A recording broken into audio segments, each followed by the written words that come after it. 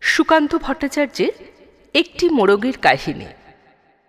একটি মোড়ক হঠাৎ আশ্রয় পেয়ে গেল বিরাট প্রাসাদের ছোট্ট এক কোণে, ভাঙা প্যাকিং বাক্সের গাদায় আরও ২-৩টি মুরগির সঙ্গে। আশ্রয় যদিও মিলল, উপযুক্ত আহার মিলল না। সুতীক্ষ্ণ চিৎকারে প্রতিবাদ জানিয়ে গলা ফাটালো সেই মোড়গ ভোর থেকে সন্ধে পর্যন্ত। তবুও সহানুভূতি জানালো না সেই বিরাট শক্ত ইমারত।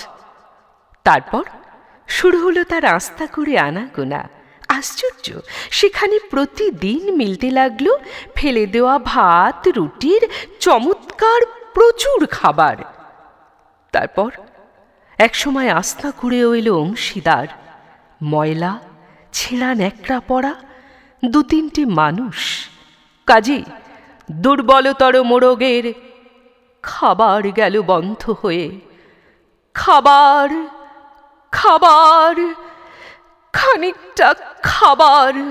অসহায় মোড়গ খাবারের সন্ধানে বারবার চেষ্টা করল প্রাসাদে ঢুকতে। প্রত্যেক বাড়ি তারা খেল প্রচণ্ড।